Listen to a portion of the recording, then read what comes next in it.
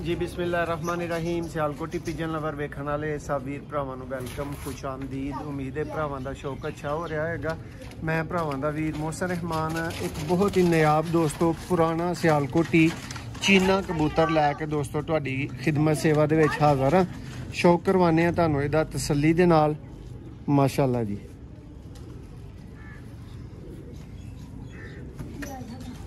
लो दोस्तों शौक करो।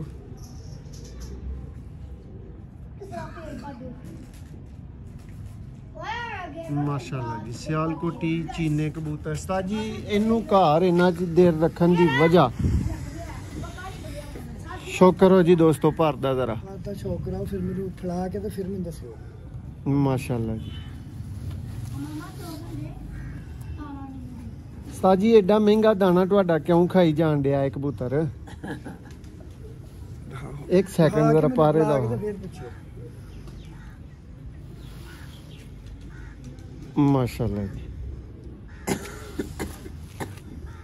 आउटस्टैंडिंग दोस्तों जेडे कबूतर होंदे ना उन्हां दे विचों एक माशाअल्लाह एक कबूतर है। उस्ताद होरी इहदी हिस्टरी इहदी गलबात सब कुछ तुहानूं दसणगे कि क्यों खास है। बिस्मिल्लाहिर्रहमानिर्रहीम। जनाब ए कबूतर मेरे एक दोस्त ने पसरूर दे जिन्हां दा नाम सपाई ने भालिया क सपाई है, नौकरियां पिंड तो तलक तारफ रखते ने। उन्हां दे घर दी ब्रीड है। तो यह कबूतर 7 फिरता 7 बजे तो पार बैठा था पसरूर दे विच, ठीक है। 7 फिरता 7 बजे तो बाद बैठा था। तो लिहाजा इस कबूतर का बच्चा भी अपने प्यो के नाल ही 7-7 बजे बहता है, ठीक है।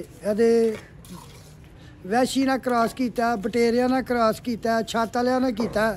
तो लिहाजा ने सब कबूतरां नाल बच्चे शाम तक बिठाए ने। तो लिहाजा इसलिए यह कबूतर जरा ना मैं अपने घर रखा है। माशाअल्लाह जी दोस्तों, उम्मीद है कि तुहानूं इस चीने कबूतर का शौक बहुत ही अच्छा लग्या होगा। वीडियो पसंद आई होए लाइक करो, चैनल नूं लाजमी सबसक्राइब करो।